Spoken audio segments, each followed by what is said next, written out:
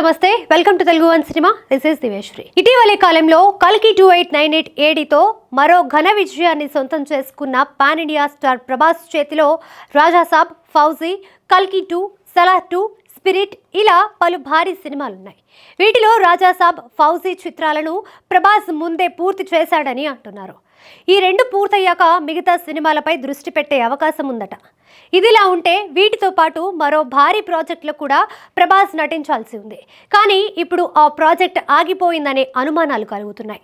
ప్రభాస్ హీరోగా ప్రశాంత్ నీల్ దర్శకత్వంలో రావణం అనే మైథలాజికల్ ఫిక్షనల్ మూవీని గతేడాది ప్రారంభంలో దిల్ రాజు ప్రకటించారు.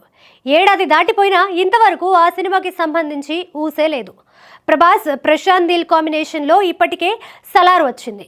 సలార్ 2 కూడా ప్రకటించారు. కానీ అది ఎప్పుడు సెట్స్ పైకి వెళ్తుందో తెలీదు. ఎందుకంటే ఇప్పటికే ప్రభాస్ చేతిలో చాలా సినిమాలున్నాయి. దానికి తోడు ప్రశాంత్ నీల్ తన తదుపరి చిత్రాన్ని జూనియర్ ఎన్టీఆర్తో చేస్తున్నారు. ఇది కూడా 2 భాగాలుగా రానుందని టాక్.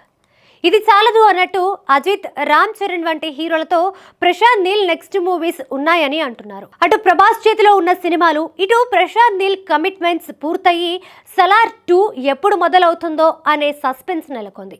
ఈ లెక్కన అసలు రావణం ప్రాజెక్ట్ని పూర్తిగా మర్చిపోవచ్చనే అభిప్రాయాలు వ్యక్తమవుతున్నాయి. ప్రభాస్, ప్రశాంత్ నీల్ కాంబినేషన్లో రావణం సినిమా దాదాపు ఉండకపోవచ్చు. ఒకవేళ ఉన్నా అది మొదలు కావడానికే కొన్నేళ్లు పట్టే అవకాశం ఉంది. అందుకే కొంతకాలంగా దిల్ రాజు సైతం ఈ ప్రాజెక్టు గురించి ఎటువంటి చప్పుడు చేయడం లేదు.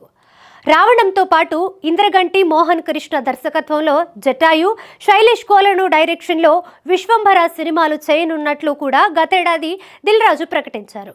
రావణం మాదిరిగానే ఆ 2 సినిమాల గురించి కూడా ఎటువంటి అప్డేట్ లేదు. పైగా విశ్వంభర టైటిల్తో చిరంజీవి ఓ సినిమా చేస్తున్నారు. మరి దిల్ రాజు ఎంతో గర్వంగా ప్రకటించిన ఈ 3 సినిమాలు ఆగిపోయాయో లేక భవిష్యత్తులో ఉంటాయో చూడాలి.